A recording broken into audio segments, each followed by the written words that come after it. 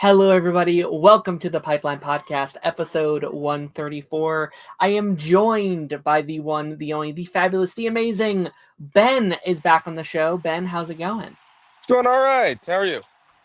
I am good. I am good. We were talking a little bit before the show started. It's been a little while since the last time you were on the show. Yeah. I think it was Christmas of 2023, which has been quite a while. Yes. Yeah, and it's been a little bit, but glad to be back. Great to have you. Great to have you. Yeah, we talked about I think it was our favorites Christmas superhero themed episodes and stuff, or Christmas themed projects, which was a lot of fun to talk about. Oh yeah. Absolutely. Yeah, so what's been new with you? What's been going on? Just been chilling, college, watching a lot more TV, movies. Amazing. Watching anything fun? I'm watching the 90s Fantastic Four series right now. Oh, I haven't seen that one. How's that one? It's all right. I'm watching it because, I want to anticipate for a new movie. I want some Fantastic Four content. Of course. It's going all right. I feel like the Fantastic Four stuff is always... It's always very interesting to kind of dive into those, because I've seen the 2000s movies. I've obviously seen Fantastic, but I feel like I don't have a huge grand history with that, opposed to some of the other projects I feel have got more media over the last couple of years. Well, yeah, it's the Fantastic Four almost went the same way Green Lantern did for 10 years. Where just one bad movie just kind of killed the franchise for 10 to 15 years. Mm-hmm. Also, really hoping Flash and Wonder Woman don't go down that alley, but it looks like they are. It does kind of look like they are. Yeah, it's oh man, they had that rumored stuff that Flash was supposed to get a game, but due to the movie it didn't, and it's no, that would have been so cool. It would have, and I'm a huge Flash movie defender, by the way. I love that movie, but I do understand why a lot of people don't. Mm-hmm. And it's just a shame that the TV show ended, and the movie came out, and we had a lot of Flash for 10 years, and now we might not get anything for 10 more years. It's scary, yeah, and you're right about the Wonder Woman stuff too, because it's James Gunn says he's doing stuff with that character, but I hope he sticks to that word. I hope he continues with that. Yeah, I mean, we haven't had a Wonder Woman project since 2020. Yeah, and in my opinion, wasn't the greatest one either. I don't want that to be the lasting legacy of Wonder Woman. That Wonder Woman movie is one of the only 3 movies in the DCEU that I consider bad. Yeah, not a fan. No, not a great movie. Let me read a couple of comments here inside the chat really quickly. I'm in the intro. You are in the intro, Taj. You made it. What up, Jose? Nice new haircut. Thank you.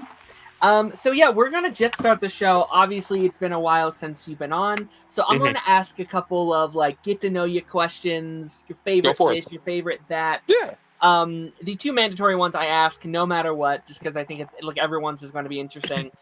Favorite movie of all time. What's your all-time favorite movie?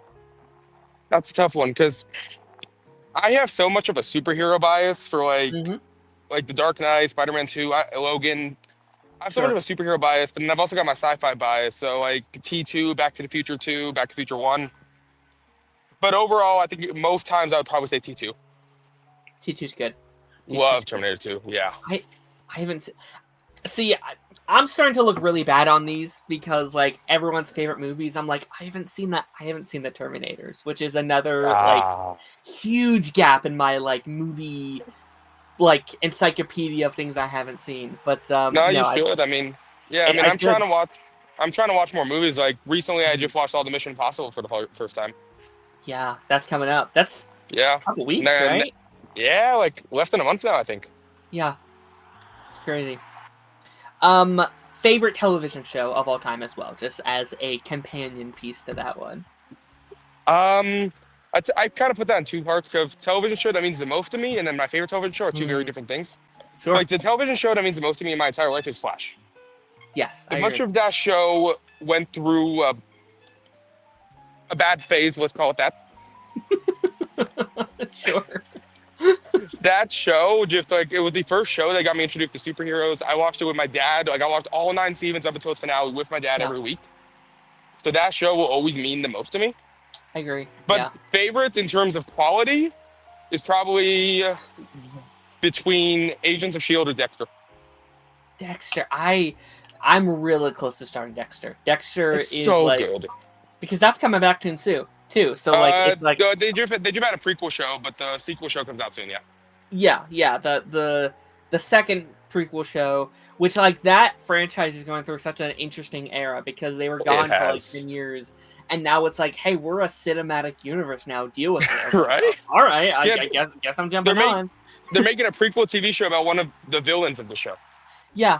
So there's like 2 prequels and the revival, and then another. It's like, oh, this is crazy, but I respect it. I mean, I love it. I'm a Dexter fan. Like, I was at Comic-Con back last year, 24. I was in the panel when Michael C. Hall just came there. It was incredible. Cool. That's incredible. Yeah. That's awesome. But I 100% agree with The Flash because, like, same boat, easily the most, like, influential show of my life. There will probably never be a more important show. Yeah, But I had to take it out of my favorite show spot because it's like, I don't know if that's true anymore, unfortunately. I mean, it's like, okay, I have so many, like, thoughts with the final season because, like, that final season have 2 top 10 episodes of the entire series for me. Mm-hmm. Oh, yeah. And then and then its finale is just so, like, I've always thought about it like this. The first 10 minutes of introducing the villains back, oh, that's great. Yeah. The last 10 minutes are great. The middle 20s where you struggle. Yeah. Those CW shows would do that a lot. Whereas, like, even when they didn't have their best seasons, there would usually be, like, 2 or 3 episodes that would keep us going. That would be like, yes, but we can do this every year. So it's like, I guess I'm coming back next year to see if they can get at least one good episode out of us or one thing that we enjoy that keeps us watching season to season. Yeah. I mean, Arrow season 4 ended up getting me to watch Arrow season 5, so. Very true. Arrow season 4 is rough. Arrow season 4 is something. That's definitely a season of TV. It's there. Oh, sorry, go. Go ahead. It's fine. Go ahead. I was saying it's like it's there with Flash season 7 for my least favorite Arrowverse season. I might agree. It's Flash season 7 may have finally taken that cake for me. Like they were like neck and neck for a while. I don't mind. Like season 4. Yeah, like I don't mind the Godspeed arc in season 7, but it's the rest of season 7 that's just like, what are we doing here? Yeah. What? Yeah. And then they got rid of Ralph Dibny, which I understand it's not the show's fault, but still, I'm always gonna miss that character. I love the character. See, I can go down a rabbit hole on season 7. Like season 7 is such like a collection of little things that just piled up on top of each other. Piled up. Yeah, I think Wells' goodbye episode and Cisco's goodbye episode are both really well done. Yeah. But then there's just episodes of that season that are the worst episodes I've ever seen in my life. Yeah, that show unfortunately lost their whole cast like all at once. Like they lost Cisco, Ralph, Wells at the same time, plus the whole like Joe back problems thing, plus Iris was doing that. So it's like they were stuck with like all the new characters no one cared about yet. And like Schefter, for instance, I actually ended up liking Schefter. I had to give it a really cool character at the end. But I will be honest, I never much cared for Allegra. It was alright, but yeah, they had a character problem towards the end there. They did. It's also a problem I think Legends. Like I really wish Legends always just picked up random characters that nobody cared about and made them likable. Like I wish they just picked up freaking Dreamer from Supergirl. She would have been a great Legend. It would have been great. Would have been a great Legend. I finally came around on Legends, like towards the end. Like I was like, okay, I finally understand what you were trying to be after the rebrand, right? Like I finally got back around to it. Like after Stein left, really. Yeah, like I finally got back to it in the final season. Like, oh, I get it now. I get what they're trying to do. But I will always mourn the recyclable cast of other Arrowverse stuff that stopped at season 3. Like when Wally joins in season 3, incredible. That's sick as hell. I would have loved. I know it would have been great. Yeah, it's like I would have loved Dreamer to come back. Like Roy would have been a great member. But like my favorite season of Legends, and I might be biased because I'm a fan of Reverse Flash, but it's season 2. What's that? My favorite season of Legends is season 2. Season 2 is incredible. Season 2. Yeah. I think it's my top 5 Arrowverse seasons. It's my second favorite behind Flash season 2 for me. It's so good. What up, Lance? Great to see you. Great to see you. Jose has a question for us, and then we'll move on to our next couple of things here. Sure. What's worse, season 7 of The Flash or season 9? For me, season 7, just because I actually like parts of season 9 more. Like, season 9 has, as I said, 2 episodes that are in the top 10 episodes of the whole series for me. Yeah. Which weird that they went back to back and then they went back to meh. Yeah, it's that final season's so tough for me to grade because like most of it's not unwatchable, but there's also not a lot of watchable stuff. Like it's most of it's okay, I guess. Mm-hmm. Mm-hmm. But it's like they never reach the highs of every other season except for those 2 episodes that feel like anomalies. Seriously. Yeah. Like seriously. Like for the Dreamer episode I was so excited for, and they really dropped the bag on that one.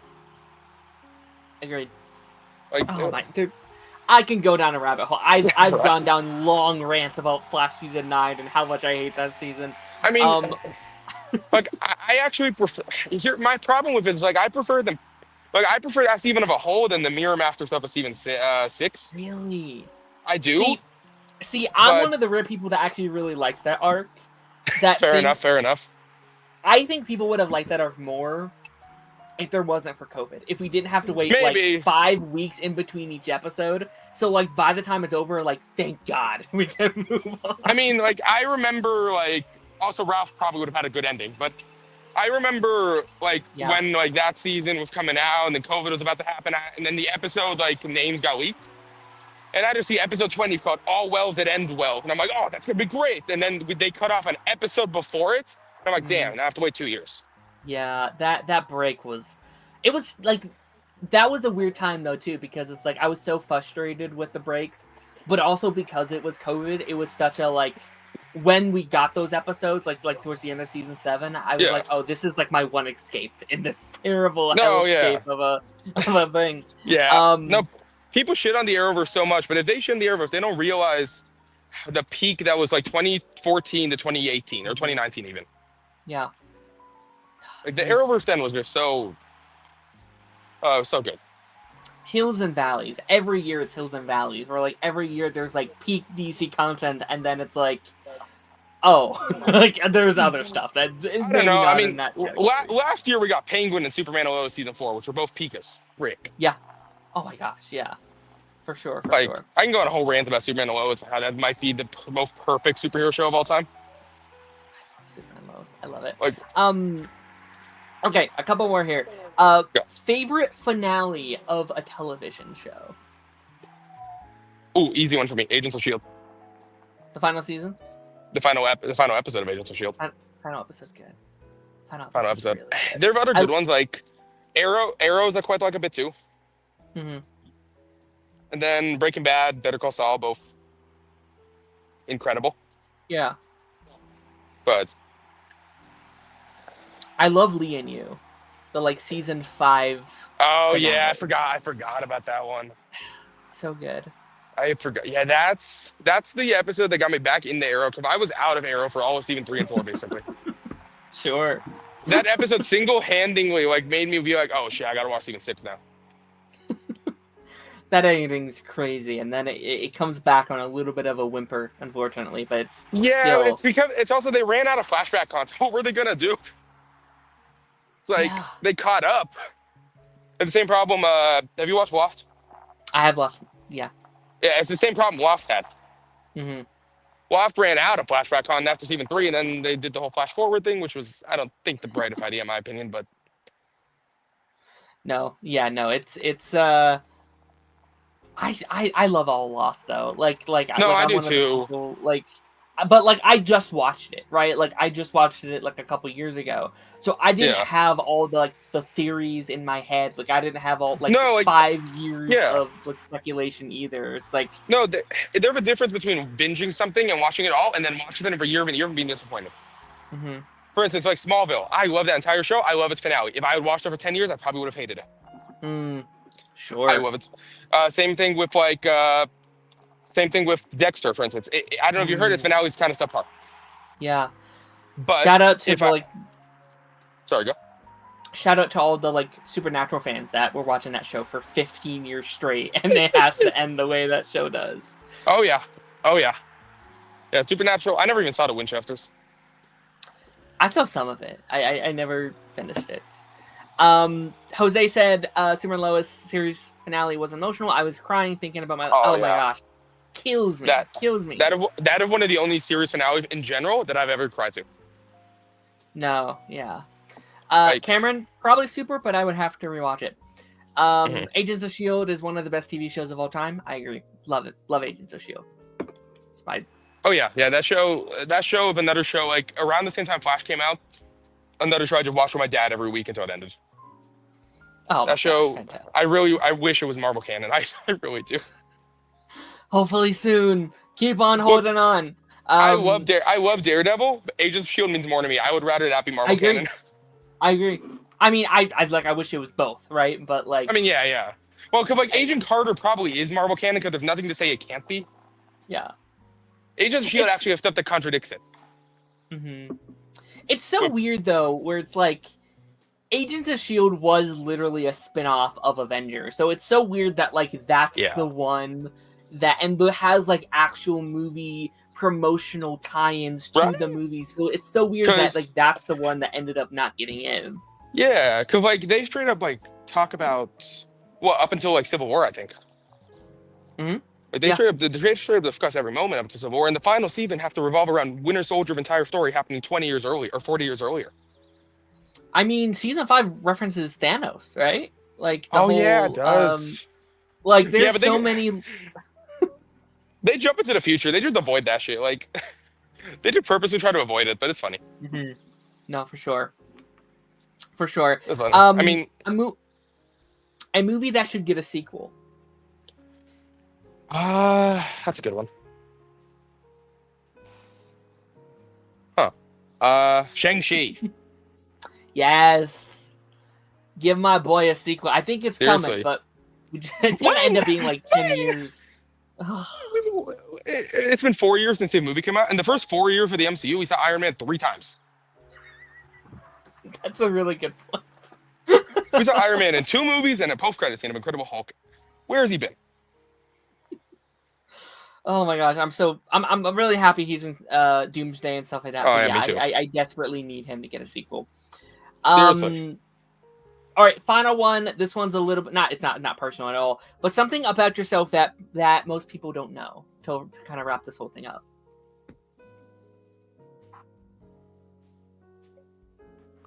I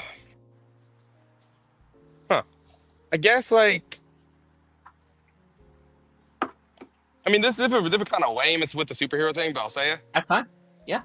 It's like a lot of people assume I'm a superhero fan. Oh no, I am a much bigger DC fan than I am a Marvel fan.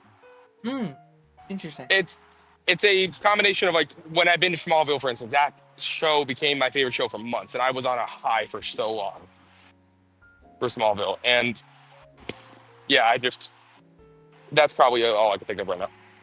No, that's completely fine. That's a very like out of the bar question. I just landed on you just out of nowhere, so that's absolutely fine. So yeah, without further ado, we are going to be jumping into the main show. We have a couple of fun news stories. It was a slow news week up until like yesterday when they're like, oh, we got trailers and we have Star Wars celebrations going on, and this morning. This morning we had a certain trailer as well. Yeah, absolutely. Yeah. So hopping into our first story here. Also, happy Superman Day. Happy Superman Day. New marketing for both Superman and Fantastic Four was released this week. Wasn't there also something for Jurassic World? There was a Jurassic World thing. You are right. I actually didn't watch the Jurassic World. I didn't watch it either. Completely forgot about it. Yeah, it's like I do remember people made fun because like it released right around the same time Fantastic Four did. So people were like, "Oh, they're copying off Fantastic Four." But yeah, I don't know. I'm a Jurassic fan, but not to that big of an extent. Mm-hmm.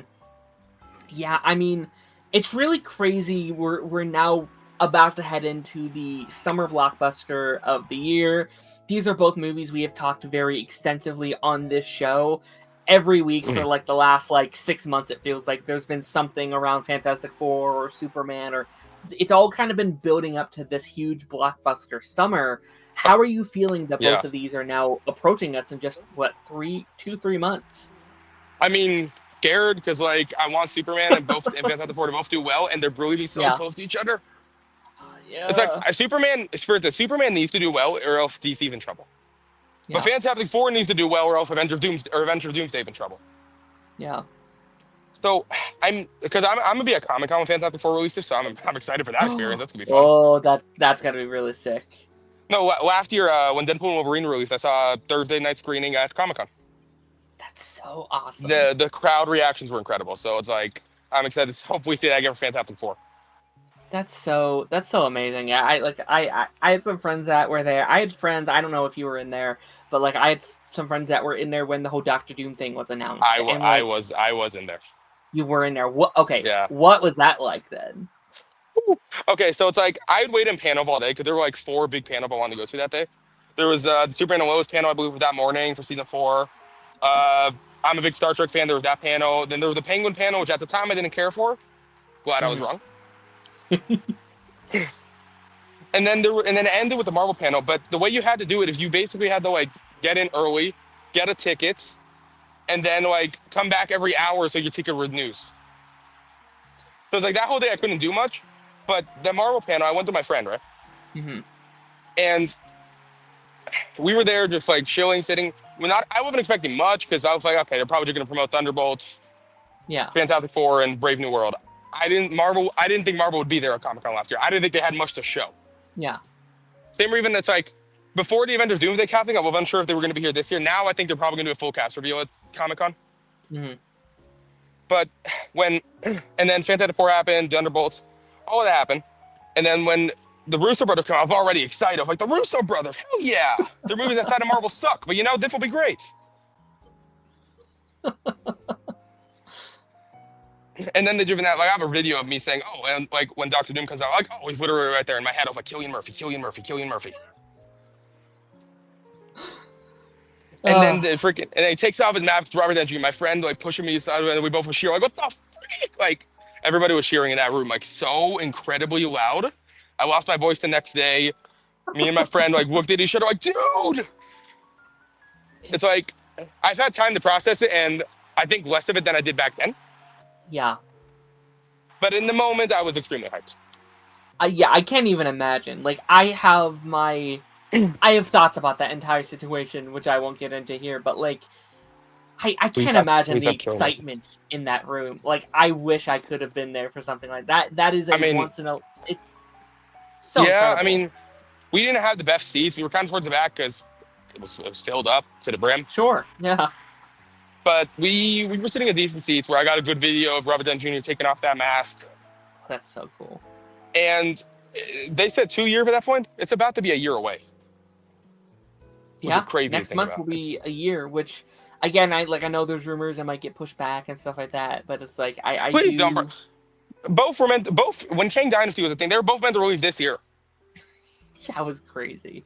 That was a crazy strategy. Like I said, like when that was announced, I was like, "There's no way they're both coming out in 2025." That's insane. Yeah. But I was streaming on a friend's channel when that happened, and like I have documented opinions. About 30 minutes prior, I had brought up on my own will of like, "Hey, have you guys seen that stupid theory of Downey coming back as Doom? That's so dumb. Like, why would people think that?" And it's like it's like in my head, there's that like 5 minutes later meme from like SpongeBob, and then my documents of like, "God damn it, I'm an idiot." No, that's fair. All right, fair enough. But yeah, Downey coming back is like I'm excited for it, but at the same time, I would rather get a more comic accurate Doctor Doom. I agree. 100%. I would be less upset if we had a Fantastic Four movie with the perfect Doctor Doom already. I'd be like, okay, you know what? Don't touch that. Downey's fine. Yeah. Like for instance, like that's why I'm not extremely piffed. I'm not piffed to most people that were waiting for the Batman Part 2 or Batman the Brave and the Bold. We had so much Batman content.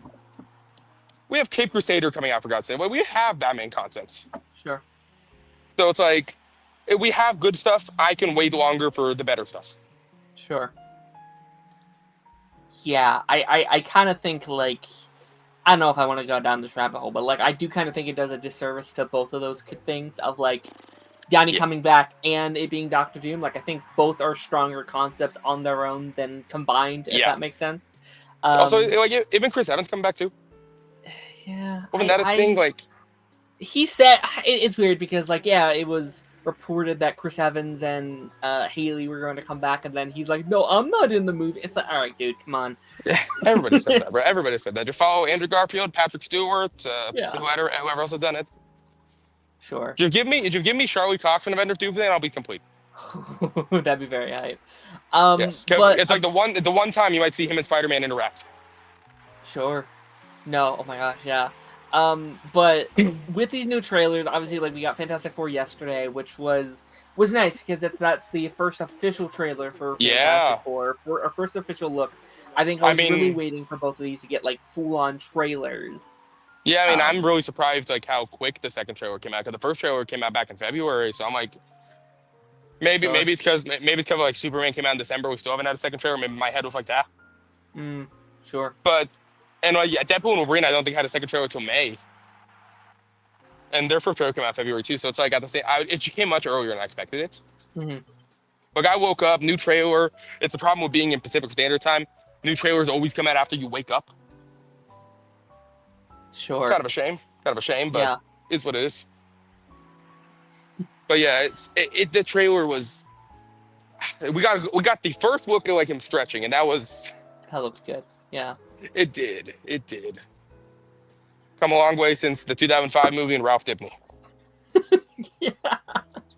I was wondering like why they didn't show it instead of for sure. I was like, oh, they're probably still working on it. It probably needs extra CGI and stuff like that over some of the other characters and stuff like that. They probably had like one scene ready. It was like, okay, just put that in the trailer. Sure. I think that will probably be the thing that people will like nitpick about this one. Where it's like, oh, the CGI looks funny, and you know they'll like post on Twitter being like, look, it looks like this here, and it's like, all right, guys, all right. That's the one thing I think people will probably point at and laugh and that kind of stuff. But I thought this trailer was fantastic. I thought like it really did set the tone that I was kind of looking for in a movie like this. Like from that original casting announcement with those posters, like that poster with this like the aesthetic. Oh, like that's the vibe I imagined. I think they nailed that vibe exactly for me. But yeah, it's like the 1940s vibe I always thought was a good idea. Or 1960s, I always thought it was like a good idea for a Fantastic Four movie. I just hope that after they merge with the MCU that they don't lose their sauce. Sure. What's the like fish out of water story? What does Fantastic Four 2 look like in like 10 years or whatever? The only thing you can really compare it to is like First Avenger and Winter Soldier. That's the only thing I can compare it to. Yeah. And First Avenger, I think is the most underrated MCU movie by far for me. Sure. It gets overshadowed by Winter Soldier and Civil War, which are both incredible movies, top 10 MCU. I think Winter Soldier easily top 15 for me though. Or sorry, First Avenger, I mean. Sure. No, it's fantastic. And it's going to be interesting having, I mentioned this somewhere last night, but it's like Sam is going to have to work with new people, like new fish out of water people from like the past. Like I feel like he's going to be able to connect with them very similar to how he worked with Steve to kind of get like reintegrated into society, which could be kind of fun. Yeah, I mean, Brave New World was able to show a really good thing with him trying to train Joaquin. And I think that Brave New World I have so many problems with. That's a whole different story, but I think that it'll be cool to also see him interact with like Ian McKellen or freaking Patrick Stewart. It'll be great. Yeah. I don't know if you saw like the set photo that released a couple hours ago of like Ian McKellen and Alan Cumming on set together, and I'm like, oh, that gets me so hyped just seeing those two. Yeah, thank God that they announced it. Like, I know. I like they're like, you know, I had a thing like while it was going, and like there were some people that were like, I wish they wouldn't have announced it, and I understand that it would have been really cool to see that in the theater for the first time, but also I don't think they could have like. It's like, also I realize people mistake what cameo means these days. I don't think they're gonna be. I don't think they're gonna be cameos. Like people still say Toby and Andrew were cameos. They weren't cameos. They were just characters. Supporting characters. Yeah. Exactly. It's like a cameo, for instance, like the entirety of the Illuminati and Multiverse Madness. Sure, those were cameos. Sure. Or freaking Deadpool and Wolverine's a hard one, but the only one I would fully consider cameo is like Chris Evans, Blade, Channing Tatum, and Elektra are Supporting like, yes, character. they were cameo, but they were more supporting character in that movie. Yeah, I agree. Oh, and X-23. Yeah, and then also the Superman trailer that came out today, which was more of a behind the scenes, in the making of, which I wonder if that's going to be like a standard for James Gunn going forward, because he also did one for his last DC project, which was Suicide Squad. Suicide Squad, yeah. Yeah, I remember Suicide Squad. I remember the first trailer was like just the casting list, the second one was behind the scenes, and then we got the first trailer, I believe. Yeah. But also, Metamorpho. Looks incredible. Looks cool. Like, that was my one takeaway from that trailer. Metamorpho. And how cool is it, like, a character like that can get, like, an on-screen presence like this in live action? I'll be honest, I don't know much about that character. I am not an expert in... before, like, when that casting came out, I was like, cool. Metamorpho. Oh, this guy. I was like, I don't know. I've seen him in, I want to say three. I've seen him in 3 separate projects in the past. He appeared in Justice League, which I love that show. Sure. He also appears in Beware the Batman, which is a show most people don't even know exists. Mm-hmm. And then Batman the Brave and the Bold, I believe he also appears in that. And I've seen all 3 of those, and he's good in all 3 of those, but I've never... Justice League is the only one where it kind of got me to like actually like his character a lot. Mm-hmm. In Justice League, I would love to do the Jon Stewart friendship thing. They're both casted. Mm-hmm. It would be great. But yeah, it's like, he's such a cool character. Also, I love the actor because of Barry and Gotham. Oh my god, he is so good. He is incredible. And I just saw him in, he was in Death of a Unicorn, which came out a couple weeks back. Oh, he was, and I still haven't seen that, but I hear it's pretty good. It's good. Yeah, it is good. It's not one of my favorites of the year, but it's good. Cool. Very, very nice. Yeah, I'm glad marketing has officially really begun, and I feel like over these next couple months it has to. We're going to be getting so many more photos and videos and trailers and TV spots and posters and comments and stuff, really pushing these movies. And like, it's been a big combo in here of like, which movie's going to do better? Is it going to be Jurassic World or Superman or Smurfs and all these things? I do think people are sleeping on Jurassic World, but it's going to do the best. Yeah, it's going to do the best just because the last 3 made $1 billion. The last one sucked and it made $1.03 billion. Yeah. They forget kids love dinosaurs more than they will ever love any superhero. Yeah, it's like I've been saying for a while now that unfortunately I think all 4 of those movies could be huge blockbuster successes, but unfortunately I don't think any of them will do as good as they would have done in a normal month with all of them at once. I think Fantastic Four missed an opportunity. As much as I love getting in July, I think it missed an opportunity releasing in November for Thanksgiving weekend. Like, they could have marketed some Marvel First Family type stuff. Thanksgiving kind of stuff. Yeah, they could have done some stuff. I don't get me wrong. I'm a fan. I love getting it earlier. As a one who wants to succeed, I think November would have done it better. It does make me sad that like I want both Superman and Fantastic Four to do well. Like I want them to do so well. And it sucks because I'm excited because I'm definitely going to do that like double feature of like Super Fantastic or whatever. Like I'll go see Superman a second time just to see them together. That'll be so much fun. I mean, Man of Steel came out when I was 7, I think. Oh yeah. I don't remember ever seeing it in theater. In fact, the first time I remember seeing it was COVID. Oh wow. The only time I remember seeing Batman vs Superman in theater, but that movie is so hard to see Superman in that movie for me. Mm-hmm. But Go ahead, sorry. I was saying the first time like I remember seeing Superman in theaters where it felt like Superman and freaking Super Pets. That's a problem. Yeah. I kind of forgot about Super Pets, but like, yeah, the only time I've seen Superman on the big screen in live action was Black Adam, unfortunately. Black Adam, yeah, don't get me wrong. The suits in Black Adam is Henry Cavill wearing. It's great. I love that suit that he's wearing. Yeah, I love. But and I love Henry Cavill's Superman, but I can also like, people have to realize like, yes, he was good as Superman, but the writing didn't do him justice. That a reset's just going to be easier for the general audience. Agreed. So it's like, I know people want Henry Cavill back, and honestly, years down the road, if they want to do a multiverse movie and they bring back all of them as older characters, I would love it. Yeah. Some kind of like crisis or big event where you have all these multiverse variants and stuff like that. Yeah. Or to make them the Justice Wars from Earth 2. That'd be fun. Be cool. All right, let me get into this other story really quickly. And I Yeah. don't know how big of a fan you are of this franchise, but Star Wars Celebration gives us updates and announcements for upcoming projects. Are you a big Star Wars fan at all? It's complicated because I Yeah. haven't watched anything Star Wars since Obi-Wan, I think. But at the Oh same wow. time, it's like I like Star Wars, but I've been so out of it since Book of Boba Fett, Obi-Wan. Like I want to watch Andor, I really do, but I'm waiting for season Mhm. 2 to release so I can binge it all at once. Sure. And then I want to watch Ahsoka, but I hear you need so much Clone Wars knowledge I just don't feel getting into. Mm.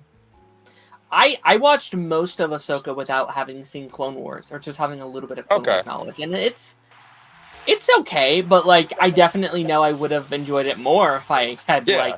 if I'd watched it. It's the same thing with like X-Men 97. It's like you Oh yeah. can watch that show without the original show, but you'll enjoy Well, it more if you have. X-Men 97 is the one Disney Plus Marvel show I haven't seen, and it's because of my thing that I want to finish the original show first. Yeah, I've it's watched the my first three. favorite. Yeah, I've heard a lot of people love it. Like I want to watch. I've seen the first 3 seasons of the original X-Men 90 show, Hmm. and I think that they're really good. But I kind of took a break, watched the 90 Spider-Man show, took a break Hmm. again, and then just haven't gone back Sure. to it. And I always said I was gonna, but since I'm watching 90s Fantastic Four right now. It's kind of giving me Mm. motivation to watch X-Men since it's technically the same world. It's all connected. Yeah. It is very, very loosely though, much more loosely than the DC AU. Right. So, yeah, I mean, let me just run down a couple of the announcements that they announced Yeah. so far. Hasn't been insane, but there's been a couple of things. They did reinforce the Star Wars trilogy that they're making, the upcoming trilogy. The Rey Skywalker stuff. No, that's separate apparently. This is a trilogy after the Rey movie, I think, from Simon Oh, if it the Kinberg. yeah. So Huh. I don't think they referenced the Rey movie at the event last night, but I think that Rey movie Okay. comes up first, which bleeds into that trilogy apparently. Okay, because I did see the Star Wars Celebration stuff. I didn't look too much into it, so I know some of the movie stuff. I don't know much of the actual just stuff they announced. Sure. They talk a lot about, and I would say it's probably one of the bigger announcements from last night, Star Wars Starfighter, which is the Ryan Gosling, Sean Levy project that they've been teased. It wasn't like officially announced, but like we all kind of knew it was happening. Everyone knew it was happening. Yeah. I don't know why. I think and I'm very casual Star Wars. Like I like it, but I don't know the lore or the all the Oh, same. I'm very casual. Literally same for me. Like I've seen every Star Wars movie except for Solo, I think. Oh wow. And I've seen Mandalorian seasons 1 and 2. I haven't seen season 3 yet. I will before that movie, which we'll talk about in a bit. But and then I've seen Book of Boba and Obi-Wan, but Star Wars just kind of lost me at one point. Like the way I got into Star Wars is stupid. Like I got into Star Wars because I'm a big Fortnite fan. They had a Mandalorian and made me want to watch Star Wars. That's so funny. That's so good. So I watched Mandalorian. I'm like, oh, this show's really good. So then I watched the original trilogy, prequel, and sadly the sequel trilogy. Yeah, I binged everything in COVID when, or not COVID, 2019 when Rise of Skywalker came out, and I was like, yeah, all right, I guess I'll finally watch everything. But I think that like I don't know, like Sean Levy, Ryan Gosling, like this solo kind of Star Wars story sounds really exciting to me. Like that feels original, that feels fresh, that feels like something we haven't necessarily felt. Like I don't know if you probably haven't seen it, but Skeleton Crew came out last year. Yeah, and I've been meaning to watch it, but no, haven't seen it. Easily probably my favorite thing Star Wars ever done, because it felt so fresh and original and something that they've just never done in Star Wars, and that's kind of what I want more from them as a very casual fan. So it's like some Goonies. It's like some Goonies type stuff, right? Yeah, it's very Goonies, very Stranger Things. I've been meaning to watch that because also like what's his name? The guy who did the last 3 Spider-Man movies, John Watts. I know he did it, and I don't love the last 3 Spider-Man movies. I did like certain stuff he did that made me kind of want to watch Skeleton Crew. Sure. Because like the last 3 Spider-Man movies, my biggest complaint is style. Sure. But yeah, I do want to watch Skeleton Crew. That's one I do want to get around to. New logo for the Mandalorian, the Mandalorian and Grogu. Not much information on this outside of like, hey, it's May of 2026, which I'm wondering if that will move, because I think having both Doomsday and Mandalorian, both in May, is Mhm. could be the It's stupidest thing. okay. New Star Wars movie. That's gonna be huge. No matter. It's gonna have the Force Awakens effect. Yeah, but And it like both would do well, but both would do better if you separate them. Like exactly. make that a Christmas movie instead. I think. I mean, yeah. Because like Avengers, funny enough, their last movie was also 2019. So it's like they're both coming back. Yeah. But do what you did that year. Both made $1 billion. One released in December, one released in April. Both made over $1 billion. Mm-hmm. Like Rise of Skywalker sucked. It still made $1 billion. Yeah, like Disney now has so many brands, and we're seeing that a lot this year, especially where they're overlapping and they're affecting each other. Like Thunderbolts comes out next month, and it's going to run for a couple weeks without much in it, and the only thing standing in its way is Lilo and Stitch, and it's like, no, like you're stopping your own success. Yeah, exactly. Lilo and Stitch are going to do well. People like underestimate how much many people love that movie. Oh, $1 billion, I think. Like, I think so that's too. going to be incredible. Actually, I just watched Lilo and Stitch the first time a couple weeks back. And I loved it. It was really good. I also watched the sequel and was disappointed, but that's a whole different story. Yeah, those are like straight to a DVD. Yeah, like, not great. 2000 movies. There was a whole like TV show. They had a there was. They had a movie that ended it too.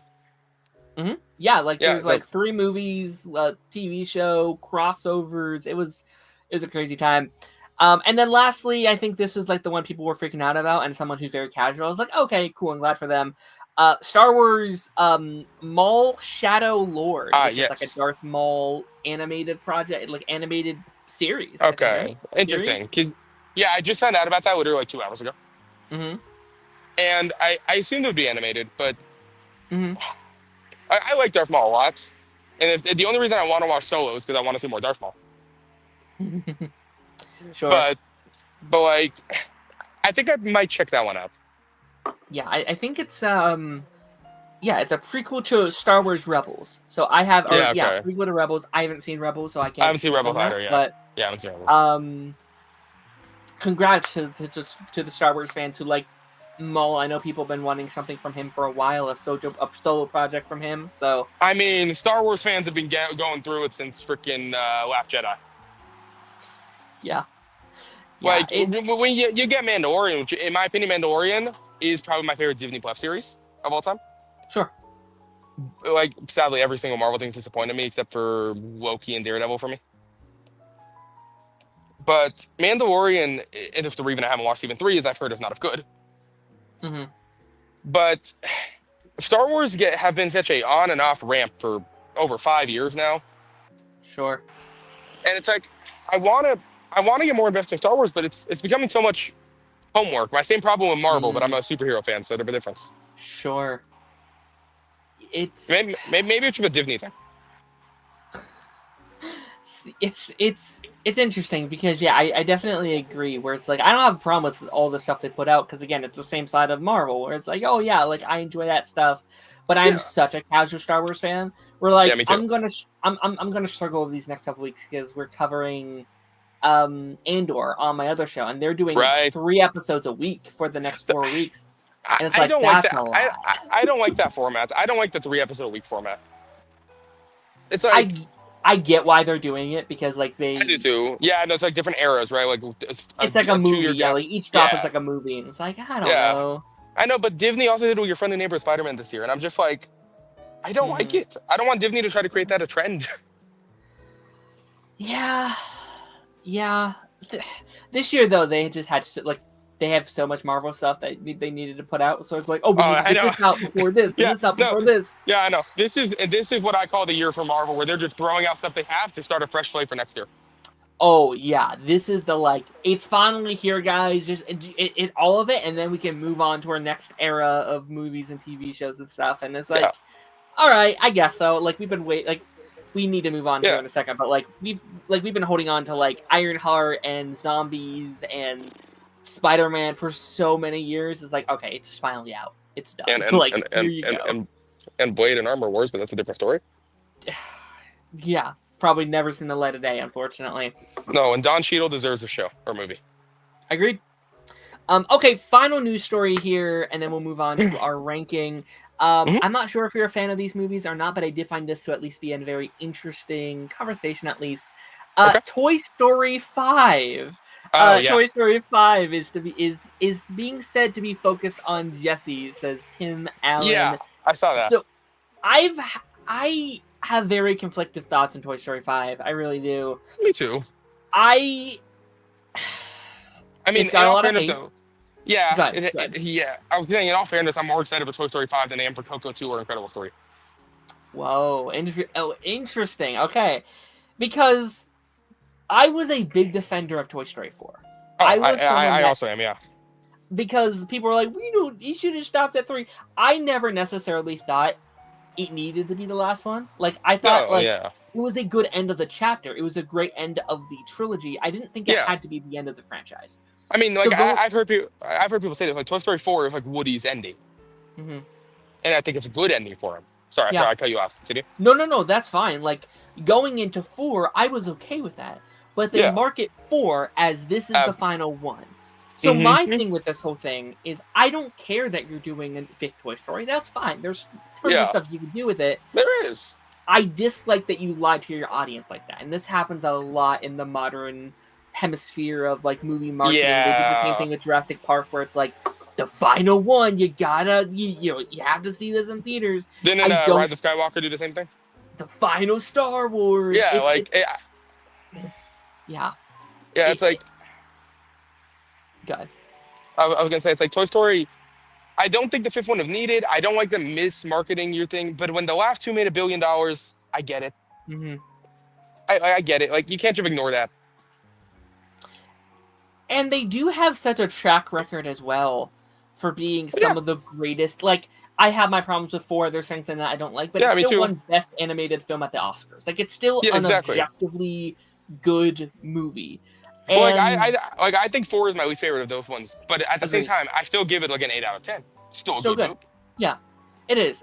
And, like, going into this one, I've been very like, okay, let's just see what they're going to do. Let's just see what they have in store for this one.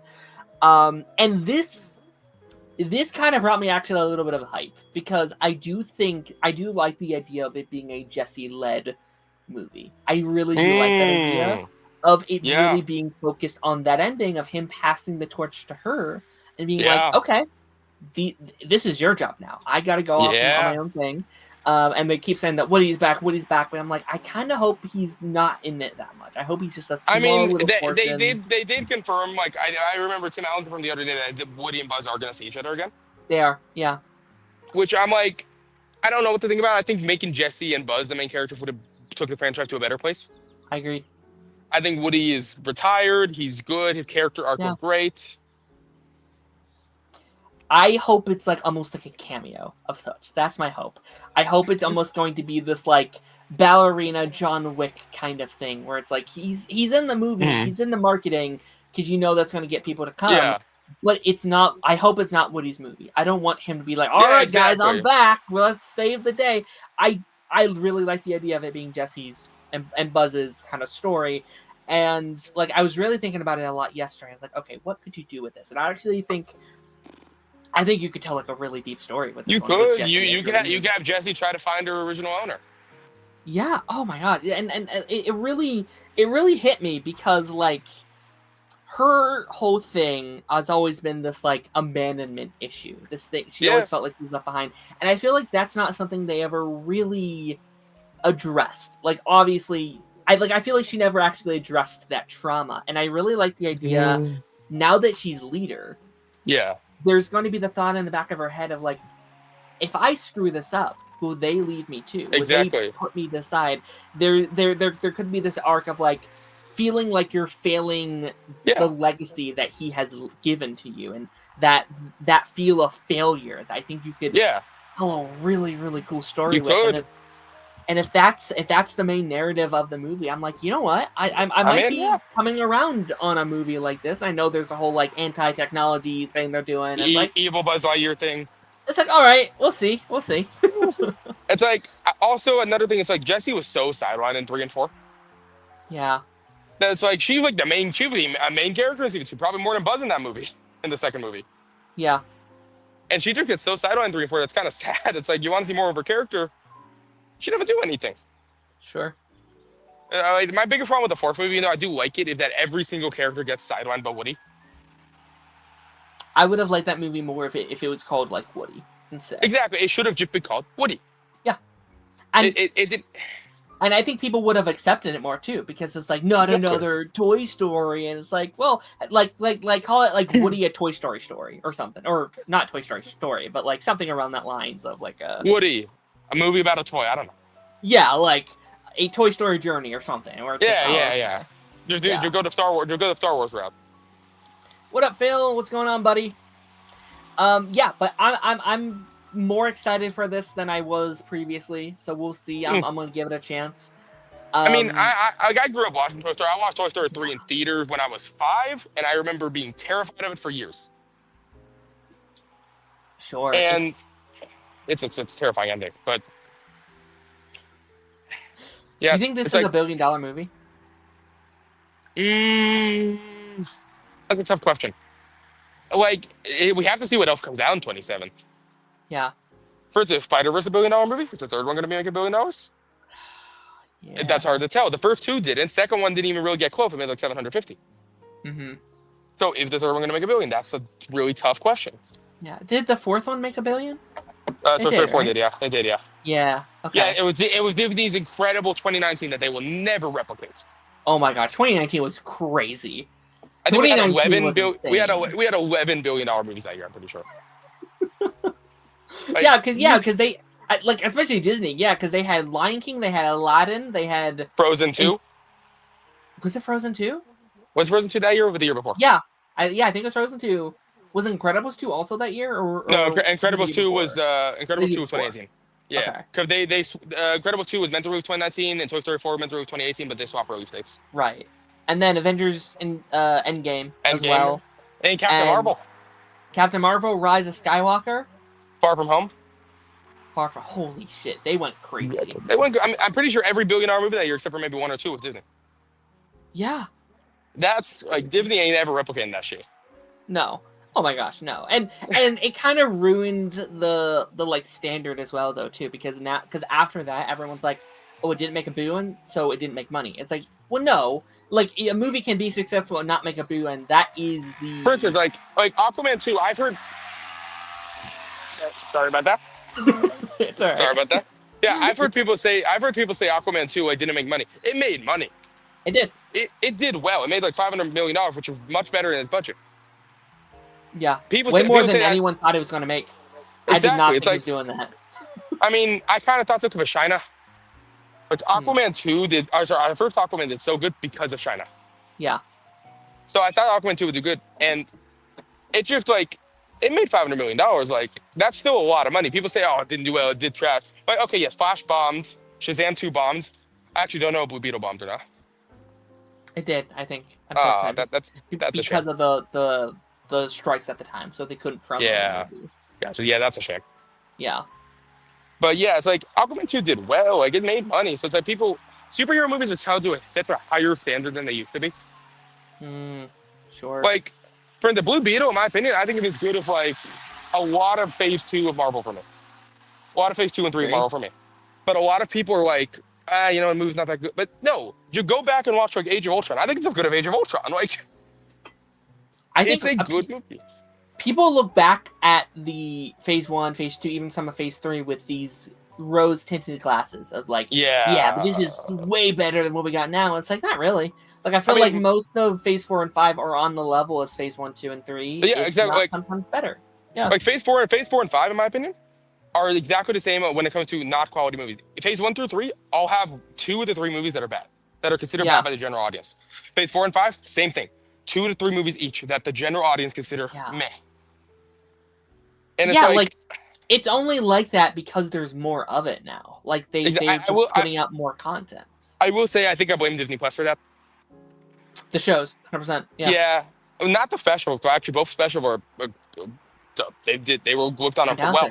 Yeah. And Punisher special also going to be good. But yeah, the Disney Plus show, it's like once you started getting the What If, and then a lot of people didn't like Hawkeye, even though I love Hawkeye, and a lot of people didn't like. A lot of people were disappointed with Moon Knight, She-Hulk, Miss Marvel, and then, in my opinion, the movie that killed the MCU when it comes to hype, Quantumania. Mm, sure. That is the movie. Like before that, people were like, "Oh, Marvel's so good." That is the movie where people were like, "Okay, Marvel's trash now." I think it was that like combo of like Love and Thunder, Quantumania, Secret Invasion. Yeah. I think that Oh, three combo was like, oh oh, we're not doing so well right now. no, Secret Invasion broke my heart. Oh my gosh, That that's another that rabbit hole I can go into. That yeah, I know. I Seriously, don't have time right now, but it's we don't. like, Yeah, I oh, know. That was my most anticipated Marvel show, and it just it's so depressing. That whole yeah, that whole situation. yeah. But great transition. Like we're kind of in the like which phases are better and blah blah Oh, yeah. blah. So let me bring up the tier list. This is the final installment of our Phase 1 retrospective. We've been going through every MCU movie, looking back at Phase 1, and this is the final installment in our Phase 1 thing. We've talked about every single one. What's your, while I bring this tier list up, what is your favorite, let me scratch that. What is your opinion on the first phase of the MCU? A lot messier than people realize it is. Like, I think Phase 1 is a good start, but people have to realize Thor 1, when it came out, was not looked upon as a great movie. Same with Incredible Hulk and Iron Man. Same with Incredible Hulk and Iron Man 2. Yes, you have Iron Man, Captain America, First Avenger, and the Avengers, which are all looked upon great, but you have 3 movies that the general audience didn't like great. I'm like, if Avengers didn't do, if the first Avengers were bad, I don't think the MCU would be what it was right now. I agree. It's very interesting because I feel like I really enjoyed all the like rewatching all these movies. Like I think they kind of to me were better than I remember them being. But I also agree with you where I feel like people, like I was just saying, I think people look at them way more positively than they were at the time. Like people look back on them and be like, "Oh, what a fantastic time it was for the MCU," and it's like. Sometimes, it's I feel like it is kind of on par with a lot of the stuff we're still getting now. Yeah, no, I get what you mean. So I have compiled most of the major characters from Phase 1 of the MCU, and we can rank them on their entire journeys, not just where they were in Phase 1, but kind of like where they are now, except for one character, which I will specify once we get to where they are. Okay. Yeah, let's hop right in. Let's talk about it. We have to start, obviously, with the original 6 Avengers, the main goers. Starting with Iron Man, obviously died in the 2019 Avengers movie. It's been a while since we've seen him. Obviously, Downey's coming back here soon. But what's your thoughts on Iron Man, the guy who started it all? Love his entire arc in that universe. Like his entire arc from beginning to end is the most perfect arc. You can make the argument for Steve Rogers, but sure. But I think no character been able to replicate him. Like Black Panther might have, and it's a shame of what happened there. But I don't think any character ever will replicate him.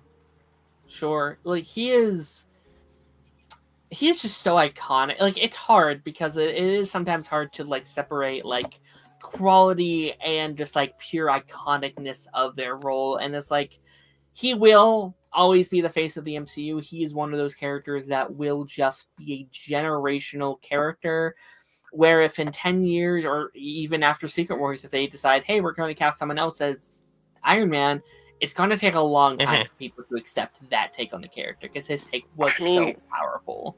Yes, my biggest thing though is like I don't want to not see the character of Iron Man in a movie. Agreed. For the rest of my life. Like I want to see. If they want to recast, just do it. It'll get hate at first. I think people will learn to love it. Oh, 100%.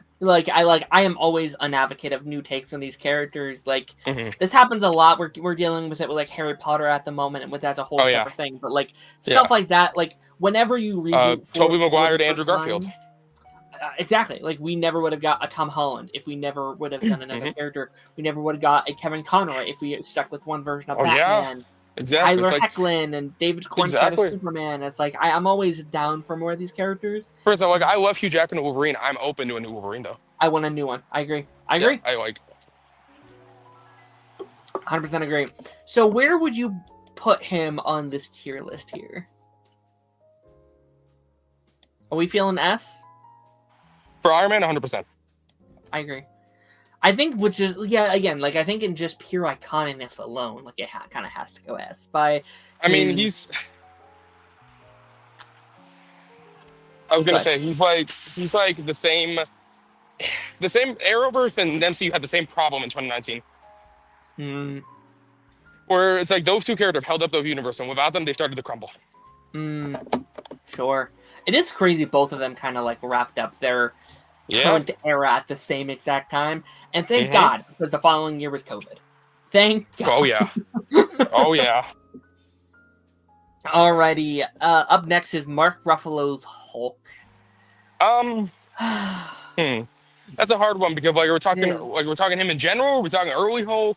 Well, I would say the whole thing, like his whole journey through the MCU, like it is. Ugh. it's rough. It's like, okay, I'm a She-Hulk defender, Yeah, I am but too. but I still don't love Hulk in that show. It's like it's hard. 'Cause, like, for instance, I think the best Hulk content we've gotten in years is Red Hulk. Sure. It's I miss Ragnarok, man.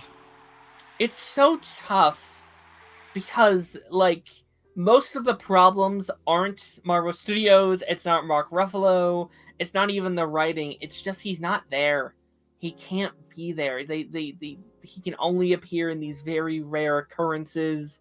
You know, I personally like Hulk and She-Hulk, but like it's done in such a little way where he's like this is just the littlest bit we get to spend time with that character. And then what they did in Infinity War, and then the like I don't think the problem is Smart Hulk. I think the problem is we didn't get to see the evolution of Smart Yeah, it's like I think like Smart Hulk would have been better if they had kind of set him up in Infinity War, or towards the end, maybe actually have another Infinity War post-credit scene where we get to see him try some serums and stuff. Yeah. Like even one extra scene would have been great. I would have loved a like, and you could still technically do this if they ever got the rights back, but like a Hulk movie that takes place in between Infinity War and Endgame, which is almost like this like Mindscape movie about like creating Smart Hulk and their journey through that together. Yeah, like I mean, Black Widow did it.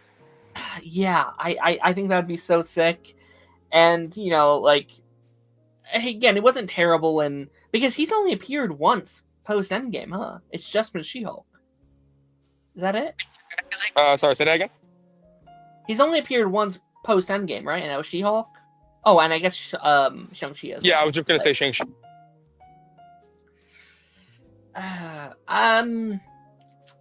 How you feeling like a B? Because I feel like he's had his like really good stuff, but also some not so good stuff. Yeah, maybe it would be low B though. For like it would probably be high C. It's the problem with it. It's the character that's butchered the most for me. Sure. It's like also I'm pretty sure Marvel got the rights to a whole project like 2 or 3 years ago, didn't they? Didn't they get the rights back? I don't think so. No, it's still Universal. I think that was all like we got this covered and like all these things. I know, at least they're more lenient than Sony, but yeah, I you know, like I heard stuff where like maybe they were trying to work out a deal. It's here. Let's put it in C for now, and then maybe we can move around. Yeah, like I can see it going B. Just my problem with Hulk is, just give us a World War Hulk movie. That's all I ask. I want another Hulk movie so bad. Yeah, I would adore that. Captain America: Brave New World was a Hulk adjacent movie. Yeah. But it wasn't Hulk one movie. That I think originally had him in it. Like I think there was a version of that movie. No, there was. There got to have been. Like I could have easily seen like it being a Civil War type movie, but like with Hulk and like with Sam, and maybe Bucky would have got a bigger role. There's a quote from Anthony Mackie like a year ago where like he teased that there's multiple Hulks in Brave New World, and I was looking at that a couple weeks ago. I was like, well, something happened there.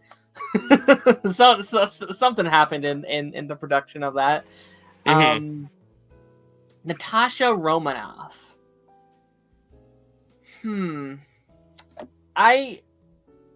So she was one of the more interesting conversations to talk about through this Phase 1 journey because she has had such an evolution. Like we talked about Iron Man 2 and Avengers, how her character unfortunately was there as like the like quote unquote hot woman of the group, like the men eye candy kind of character, and seeing her develop through the phases. it's and this is in general with the MCU. A lot of the problems with like Black Widow, for instance, is until like 2 years before Iron Man 2, she was like owned by a different studio. Mm, Like sure. so many characters, like for instance, Daredevil, they got the rights and they immediately made a show. Ghost Rider, they got the rights to put him in Agents of Shield. Yeah. It's anything Blade, they got the rights and they did nothing. Anyways, Yeah. it's something they've been doing like over and over, and it's just I don't know. Yeah, and like there was that whole issue early on where like they were like, well, people don't want to see women-led superhero movies. So we're not Hey, going to do that. Wonder Woman is great, and Wakanda Forever. I am a huge defender of that movie. It's great. It's great. No, like they're wrong in that statement. Like I'm definitely not agreeing with them. But like that was one of the big reasons it took us until Phase 4 to get a Black Widow movie. Like yeah. It was what, like the 20th MCU project until we got Captain Marvel, right? So it's like yeah. It's a crazy, and I think that definitely holds her back. Like her and Clint kind of having that same problem of like, well, she just wasn't there. Like she, comparatively to the original 6, they just didn't have projects to prove their full strength. Like they couldn't show what they were all capable of. Yeah. Like Black Widow. I will say they did do all of her character. She was also, people forget she was the main character in Winter Soldier. She's fantastic in Winter Soldier. She's incredible in that one. She's also like main character in all the event and all 4 Avengers movies, Iron Man 2, Winter Soldier. I don't think I'm missing one. No, like I think Winter Soldier onward, she becomes one of the best characters. Like I think her stretch of Winter Soldier, Civil War, Infinity War. Civil War. I forgot about that one. Fantastic through those. I think Civil War might be her best. Like her being that mediator character. Yeah. Oh yeah. So good. And I wish Scarlett Johansson revived her role in What If, but I get why she doesn't. So like we got Chris Hemsworth for reprising role. That was cool. And I don't like What If. I think that show was really mediocre. And she's the one character that I don't think should have died in Endgame. Like That's tough. I think she died because of shock value. Like I think they needed another shock value character, and I don't think Clint would have done it for them. And they're like, okay, so kill her off. I think she had more story to tell, personally. Yeah, I mean, but I also thought Hawkeye had more story to tell. So it was like, sure, some stuff. Like for instance, I know people have been saying this. Give us a prequel of Black Widow meeting Hawkeye. That'd be so good. Give us a 40-minute Disney Plus special. That's it. That'd be sick as hell. Be sick. Just like you have both actors come back, do their thing, do the one mission. You can have Samuel Jackson make a cameo. That'd be cool. Be great. I'm thinking like a high A for me. I don't know if she's quite on the level of Stark, but she's really close for me. Yeah, no, she is very close. I think, her movie, while I do think she deserves a better movie, I do think that she is one of the best characters out there. I just wish her movie came out 4 years earlier. Agreed. Alrighty. Thor. That's an interesting one because you've got one great, incredible top 5 MCU movie, and then 3 others. Thor is in a very similar spot to Hulk to me. Maybe even in a worse spot than Hulk to me because he's like a different character in every movie he's in. He is. Yeah, he is. I mean, I don't hate Love and Thunder probably as much as most people do. But I still do think it's a big downgrade from Ragnarok and Infinity War and Endgame. And in Endgame, he was freaking fat as hell. I like that first movie more than most people. I think it's watchable. I like that first one. I don't like Dark World. I think he's okay. Dark World is the only MCU movie that I genuinely don't think I remember ever watching. It's I might have seen it in theaters, but I definitely, if I didn't see it in theaters, I've never rewatched it. Yeah, he's pretty forgettable in First Avenger. He's not that good in Age of Ultron. I like Ragnarok, although I think there's some issues I have with it here and there. Infinity War, he's fantastic. I think he's fantastic in that movie. That one, the scene everybody talks about with him coming down the freaking Wakanda. Oh. Bring me Thanos. Yeah, literally, it's so good. So good. I don't know where to rank it. I'm almost thinking along with the Hulk down in C, just because it's. I I put him a bit above Hulk because I like Chris Hemsworth, and you can really see his acting. Well, with Mark Ruffalo, it's more CGI-ish. Sure. He's so, but yeah, because it does suck, because, like, he is such a good at, like, Chris Hemsworth, I don't think gets the Oh my respect god. he deserves. Yeah, did you see Furiosa? I have not, but I really wanted to, and I hear he is he's so fantastic. good. He's fantastic in Furiosa. And did you see Transformers 1? I did. He's really good. Okay, yeah. He's really good in Transformers 1. Not the good of Peter Cullen, but no one could be as good as Peter Cullen. No, he's a good actor, and I do feel like he's kind of he's getting out of it a little bit, but like he does get typecasted a lot as like the Thor action hero kind of character a lot, and I'm glad he's getting out of that, and I'm glad he's in Doomsday because I'm curious to see what his dynamic is like now that all his friends aren't there. Like I think that's going to be really interesting. Yeah, let's leave him in B, and then again we can move him around. I would put him in B, but high C I wouldn't mind either. Okay. All right. Steve Rogers, Captain America. For me, it's an easy yes. Yeah. I was always Team Cap. Cap was just my guy growing up. Like I love characters that are just unapologetically good. I love good characters. No, yeah. Like, and also like his ending, I think is a perfect ending for his character.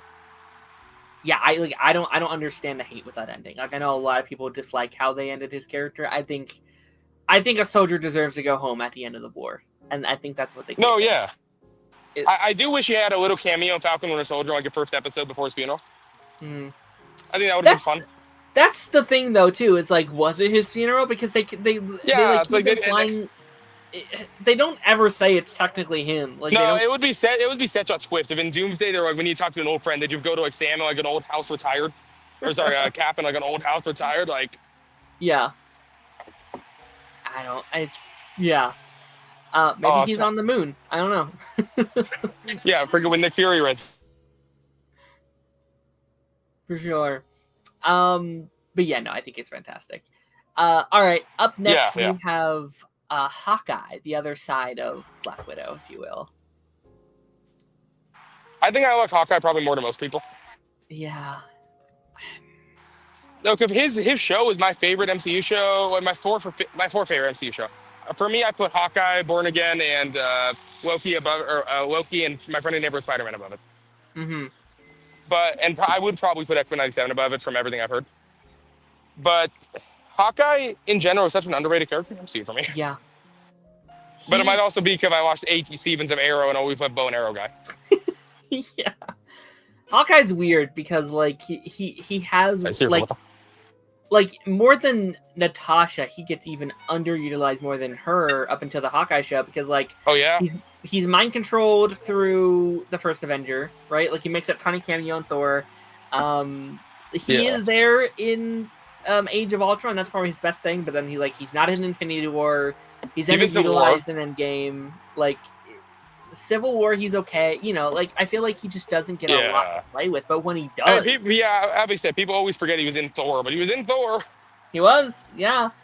But like not as much as Nat was in Iron Man 2. So like he was a literal quicker you miss a cameo.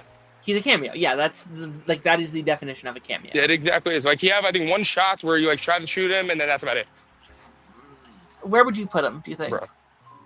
For me, probably same with above lower than Thor, probably same level though. I was thinking B. I was thinking B along with Thor. Where like I like them both, but yeah. I don't know. All right, this is a controversial one among people. Peggy Carter, and I should specify the main Peggy Carter. We're not talking Captain Carter here. This is more so just like the main line, the one from Agent Carter and the one from the Captain America First Avenger. Okay, can you actually give me a minute? I do have to do something. I'll be back in 1 sec. Okay, go ahead. I will talk about Peggy Carter. I adore Peggy Carter. I really, really do. And I think the more I watch Captain America the First Avenger, that's one of my most rewatched MCU projects at this point. Like I've seen it now 4 to 5 times.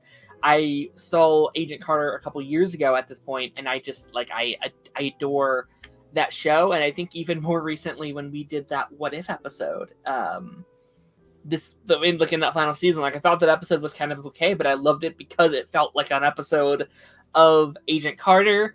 And I do feel like Captain Carter, as much as I actually still really enjoy that character, has done a lot of damage for the Agent Carter brand. I think it's done a lot for how people see that character. It's like, oh my gosh, she keeps coming back. Oh, I can't believe she's still here. But is a character that I personally really enjoy still. I think she's been a really fun addition. I'm wondering I don't know why I said that, but like I'm wondering if she is in Avengers Doomsday, if it will be Peggy Carter or if it will be Captain Carter or if it will be something else in between. If it will be some other crazy variant of that character. Where we at this? I was just blabbing on about Agent Carter still. I was saying I was just saying how I think Captain Carter has kind of ruined the representation within people about that character. Even though I like Captain Carter, that's one of my favorite parts of What If. I'm always going to be like in part of Captain Carter or to Agent Carter because of Agent Carter, her show. Yeah. Oh, 100%. Yeah. I love her show so much, and that's one of the Marvel shows I wish didn't get canceled. Oh, that's the show that should have went on like 10 seasons because there's so much material to go down. Yeah. I do love that Agents of S.H.I.E.L.D. was able to tie it back in for its final season a bit. Mm-hmm. But it's Agent Carter. It's like she's always going to be one of my favorite characters because of her show. Literally because of her show. Yeah. And like every time I rewatch the first Avenger, which I was saying was one of my most rewatched MCU movies, like I love her more and more, and because of that show, I love her so much more because it's like, oh yeah, we got like 20 odd episodes of her. Maybe are we thinking maybe A? Are we thinking like around the A? Okay, I would agree with that. Yeah. I would agree with that. Oh my gosh. I just had the biggest brain fart. Pepper. Pepper Potts. Thank you. My goodness. My brain was like, it's gone. Pepper Potts is an interesting one because I feel like you either love Pepper or you hate Pepper. I feel like there's not a lot of in between with that character. Yeah. I'm not a big fan of Pepper. Yeah. It's like, I don't think she ever did anything in any of the movies. She been Homecoming, kind of. It just... She's probably my least favorite character we talked about so far. I would agree with that. I think I like the concept of Pepper more than I like her herself. Like, I like her in theory, and like I look back on her fondly, but like rewatching these, I'm like, yeah, she's there. Mm-hmm. Yeah. And like people keep asking her, like, oh, are you gonna come back to the MCU? And she's like, yeah, maybe. I'm like, I'm okay if she doesn't, actually. I don't know if she deserves a D. I don't think she deserves that. But I I'm don't thinking think so low either. C, maybe. And I'm looking at the character on their list. Honestly, I don't know if any of them deserve a D for me. I might agree with that. All right, Rhodey. Ooh. Which one are we talking about? Are we talking to Rhodey in general, or are we talking different between actors? I would say as a whole, just kind of all the Rhodeys, all the different. I guess Scroll Rhodey as well. I know we don't got time. We don't got time about that. It's tough though because we don't know how long Rhodey's not been Rhodey. Like how much of that. I'm praying that it will just purely for Secret Invasion. Oh God, I love Rhodey. I think Rhodey's such an underrated character. Yeah, it's funny. Yeah, no, I put him for me an easy A tier for me. Yeah, he's great. Like we already talked about, but like he deserves a spinoff. He deserves, I mean, I think he's the most qualified next to Sam, maybe even more than Sam, to lead the Avengers. Right? Like he's been here since day one. He knows all this knowledge. He knows how to fight. He knows how to like lead a unit. I'm like, if he's not at least in Doomsday in some regard, I think that's something. Oh my God, yeah! I just realized they didn't need Evil on the cast list. Nope, he wasn't. Which is like, he's like one of the like number one characters I need in that movie, just because like if you're going to bring back like an evil Tony Stark character, it's like I have to have his best friend there. That'd be stupid if you didn't. It's like yeah, exactly. So like Tom Holland better be in that movie too. Just saying, but sure. And also, but yeah, it would be like between War Machine, Doctor Strange, or Captain, like lead the Avengers for me. Yeah, for sure. Bucky, Winter Soldier, obviously has such a long history. I love Bucky. I love Bucky. Yeah, he's great. Like do you mind spoilers on the show for other? No, go ahead. Okay, when he was It's been long in enough. when he was in Brave New World, like I just had a joy in my heart. Yeah. It's just I'm like, yeah, if you can't do a Captain America movie, I'm fucking. His journey has been so fun to watch, and Yeah. like I feel like he really got looked at in like phase 1 through 3 just because he's not one of the main characters. But I think once we head into phase 4 and 5 and he gets the lead role in some of these projects, if it's like Falcon and Winter Soldier and the upcoming Thunderbolts and stuff like that. And again, like unlike a lot of these characters, like his journey is still going. Like you can argue it's just beginning in this new era of the Marvel world, right? So it's Falcon and Winter Soldier, I will say its story and its villain is really subpar.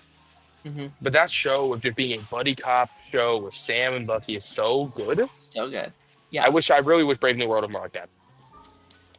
I agree. I keep saying that should have been Captain America 4. Like, I think they should have done Captain America 4 right after Endgame, that story. Yeah, movie 4. Exactly. Would have been great. Like, for the Brave New World, I think I don't think it's terrible, and I think it's, like, pretty good. I do think it would have been better if we had Bucky as a character. I think that movie's just there, unfortunately. And I wanted to love it so much. I don't think it's bad. I just think it exists. I mean, the Red Hulk fight scene's incredible. I'll give you that. I love that scene. Mm-hmm. But the movie as a whole was just like I was disappointed because I was really like at Comic-Con when I was at Comic-Con, that was the first look we ever saw his face of Red Hulk. Like it was never released publicly for a couple weeks after that even. Sure. And I just remember just seeing like that looks incredible, gonna be a great movie. I was more excited for Thunderbolts, but now I'm much more excited for Thunderbolts than Captain America but Thunderbolts is like really good with its marketing. Yeah. I'd give an argument for S tier for Bucky. Okay. Mm-hmm. Yeah, probably S tier for me. Yeah, I think like I'm trying to think if there's ever been a project that hadn't liked him, and it's like not really. Like I think First Avengers easily his weakest, just because he doesn't get a lot to do. Like he's there as a supporting character. He's basically Ned in that film. Yeah. Yeah, like he's just kind of there to be there. Yeah. But after that, he's fantastic in like every project he's in No, opinion. Yeah, no. Like, I'm trying to think of a project I don't like him in. No, I can't think of one. No, he's fantastic. But he didn't do much in Black Panther, but like he's great. It's still great. Yeah. I don't know if that one counts though. Like that's like post credit scenes setting up Infinity War stuff, right? Abomination. So we've seen Abomination 3 times, right? That's the Incredible Hulk, Shang-Chi, and then She-Hulk. Yes. That's tough. That's really tough. I like him. I wish I loved him. I don't like him more than Hulk. I don't like him more than Hulk. So like it already goes there for me. I like him more than Pepper though, probably. I'm thinking maybe we move Bruce to like Lobi potentially. Yeah, and then I'm thinking put Lobi Abomination and Pepper and C. Yeah. Because Hulk, you have to forget, Hulk had some incredible moments. Abomination never had those. No, and I think his journey is just getting started. Like I do think if he's not in this upcoming Thunderbolts, he will be in the next one. I really he better. I really think they're saving some of these guys. Everyone's like, "Where's this person?" or like, "Where's this person?" I was like, "Okay, just wait it out." Like I think like Abomination, Zemo, maybe even like a Punisher, or like I think they could be in like a future installment of something like that. Our next one, and this is the only one that I had their whole journey, but this one up until Infinity War, because I think I'll talk about that other Loki in the Phase 4 ranking. Mm-hmm. Okay. So that just the Thor 1 through Infinity War, that take on Loki, where would you put him? I liked him a lot, actually. Like, I always liked Loki. Loki was always fun. I did too. So like in the projects I've rewatched so far, like he is such an incredibly fun villain. Like I said in our Thor episode that I thought he was almost better than Thor in that movie. Like his arc of just like trying to find his spot also, and like where he's at. Other than Thanos, he's the only other villain to be a main villain in 2 movies, right? Besides Kingpin, I guess, right? Or like, Okay, but yeah, Kingpin had Echo, Daredevil, and I guess Hawkeye. yeah, But like, I think you're right. something I wish the MCU did, but that they just don't, and I hope they're starting to, is reoccurring villains. Agreed. It's something I really hope James Gunn did with his DC. Agreed. I think they kind of realized they ran into that problems when they were trying to pitch Thunderbolts. They're like, oh, who do we still have in our roster of characters that would fit on this team? Abomination, Zemo, Punisher would have been great. Yep. I'm thinking maybe A for me, because he's not Me too. S, I don't think. I think he has a couple problems here and there, but... No, he does, but in current Loki, I'll put S, but... I agree with that, yeah. He said weirdly one of the best character arcs in the MCU. Yeah. Agreed? Maria Hill. My dear Maria Hill. Again, my problem with her is I'm biased over the actress because I'm a huge How I Met Your Mother fan. But if we're talking about Maria Hill, let's see. I didn't like her in Secret Invasion. She didn't do shit in that show. She was in the first Avengers. Yep. What else? She was in the post-credit scene of Infinity War. Yeah, she was in Winter Soldier for a little bit, I think, right? I have to rewatch Winter Soldier. I haven't seen that movie in at least 2 or 3 years. Yeah. Okay, so this is something we're going to run into with a different character here in a second. It also is going to depend on if we count Agents of S.H.I.E.L.D. canon. Because I like Maria Hill because of S.H.I.E.L.D., right? Because like she has several episodes of S.H.I.E.L.D. where it's like easily her best stuff in the MCU by far.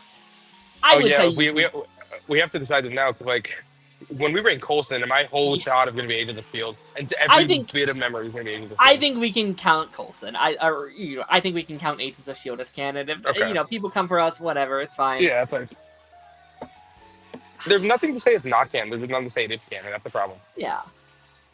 Like, you have to say the Darkhold looks differently, but also in Agents of S.H.I.E.L.D., they specifically say Darkhold looks differently for whoever holds it.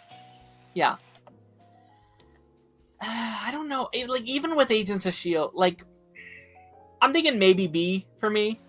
Yeah. If we're counting Agents of S.H.I.E.L.D., B. If we're not counting Agents of S.H.I.E.L.D., C. Yeah, I like her. I definitely not more than, like, Thor, Hawkeye, or Hulk, though. Like, I think they're clearly... And, like, it's not her fault. It's just, like...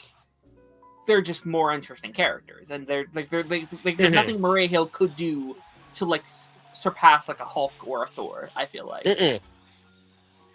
No, not at all. Thunderbolt Ross. Now we can count both versions of this character: the William Hurt version and also the recent Harrison Ford. Harrison Ford. Yeah. Here's the thing: I think Harrison Ford did so good with that role recently. Yeah. He's my favorite part of that movie. Yeah.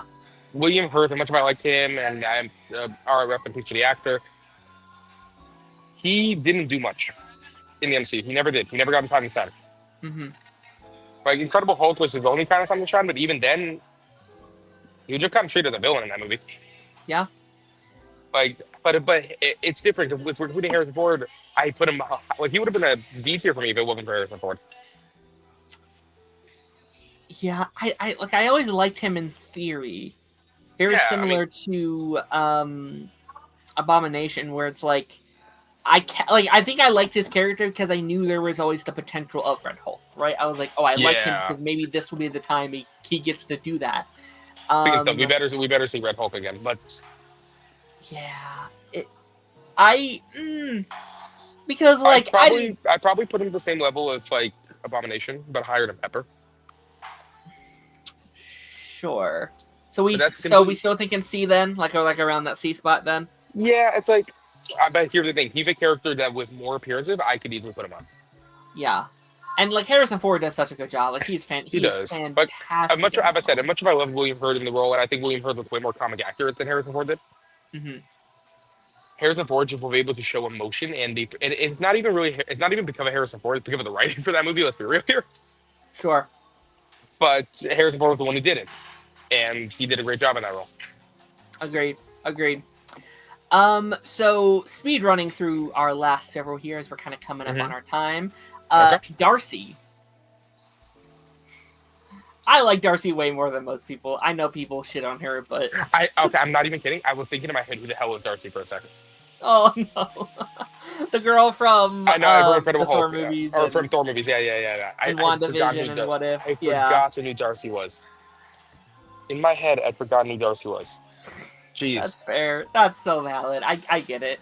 I know, but I like her character, but WandaVision is what made me like her character. Agreed. 100% agree. Like, she had a little stint in Love and Thunder, which was nice to see. Yeah, I 100% agree because like I like her retrospectively looking back after WandaVision. Like I can rewatch like Thor 1 and 2 and be like, "Oh my gosh, hey, it's so cool to see her now that I like her from WandaVision." She probably still has to be in a C though, just on like the bias of everything, I feel like.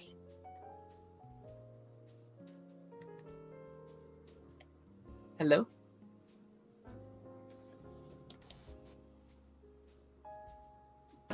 You there?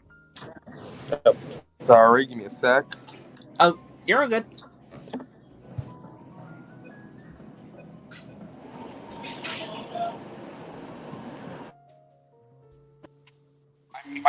Alright, can you hear me?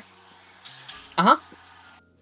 I might be losing connection soon, so I'm sorry if I end up cutting out at some point.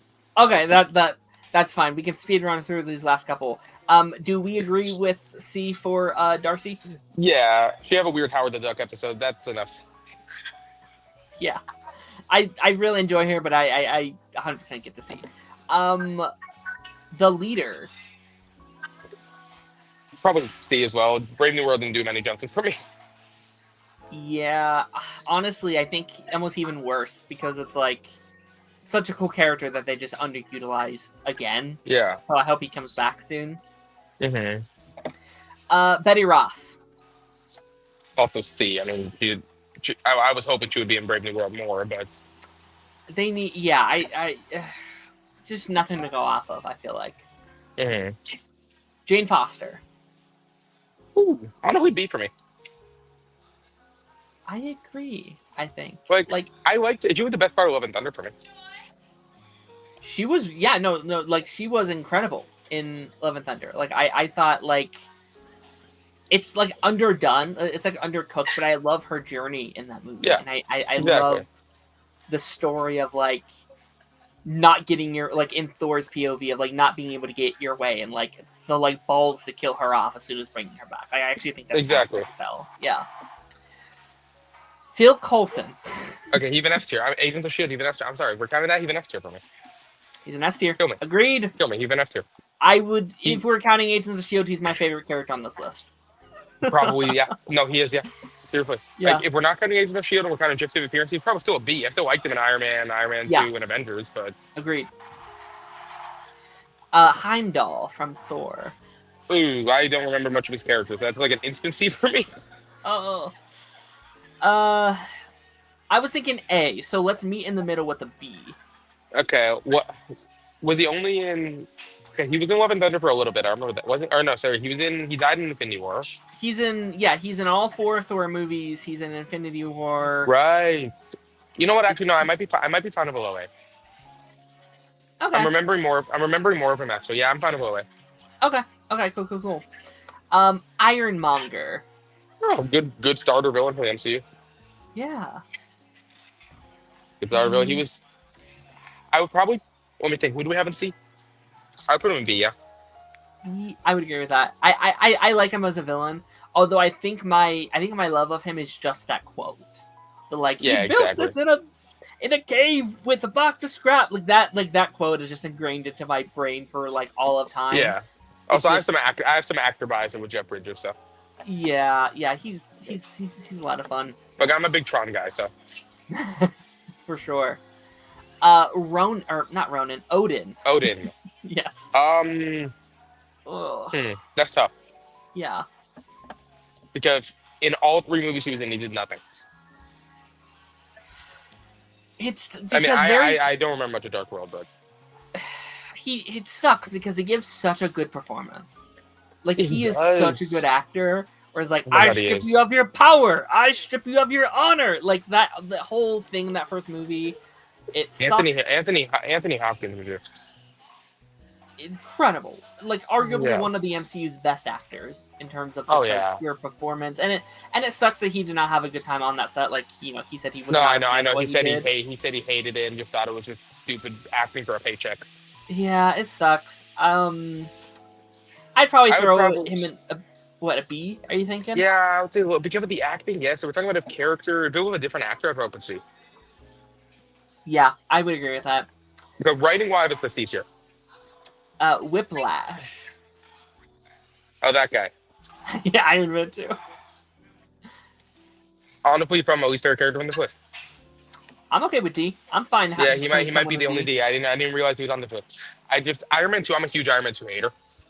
Oh wow. Okay.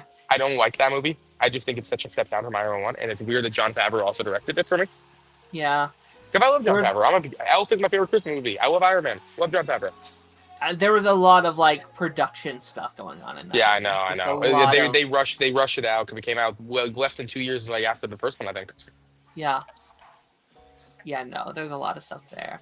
And to round out our list, I thought it was only fair to end with Nicholas Fury himself. The man who started it all. Are we counting Secret Invasion? I guess we have to.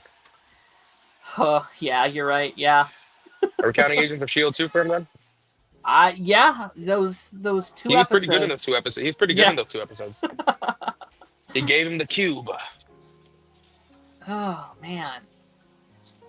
The toolbox. What sucks about Secret Invasion is like he's not bad in Secret Invasion. Like No, in he's not. Theory, He's the best part of Secret Invasion. in theory, it's great. Like I actually adored his arc that they started to give to him about me too. like. Well, here's my thing about Secret Invasion. I think the first 5 episodes of Secret Invasion are good. Not great, but not bad. They're just good. The final episode's trash. But I think the first 5 are good. Yeah.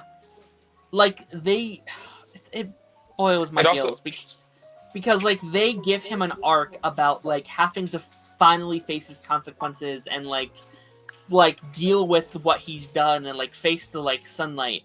And but they give that art they have that fantastic moment where he's like, I'm like, you're right, I have done all these things, I need to blah blah blah, and it's not him, it's Gaia like pretending to be him. It's like, no, you were so close. It also just didn't help that the Marvel came out 2 months later and I feel like a completely different character. The end of that show was like, hey guys, I gotta go, I have another movie I have to go do in a couple months. Yeah, it's seriously. Like, God, that show. And I like him in the Marvel. I like the comedian Nick Fury and Captain Marvel in the Marvel. Mm-hmm. And then Far From Home thing was weird, but I'm thinking, unfortunately, like a high B for me. Probably it would be, without Secret Invasion, it would probably be an A. That's the sad thing.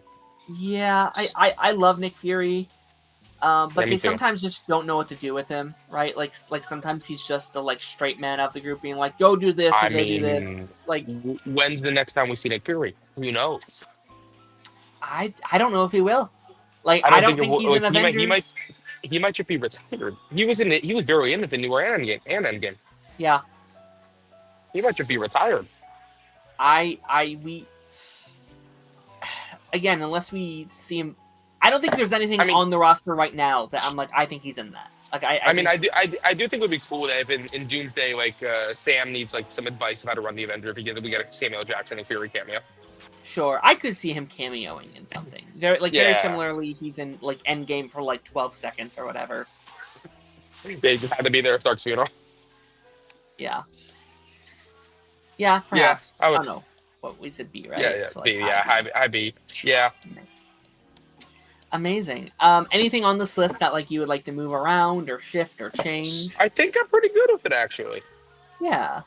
I mean, like, Betty, I could see going to D, but she was okay in Incredible Hulk, so. Yeah, I don't have any grief with Betty. I think she just kind of is there, unfortunately. Mm-hmm. Yeah, I really wish she was all in. I was hoping that she would be a main character of Brave New World. I was hoping she was a surprise. And I guess technically she was, but.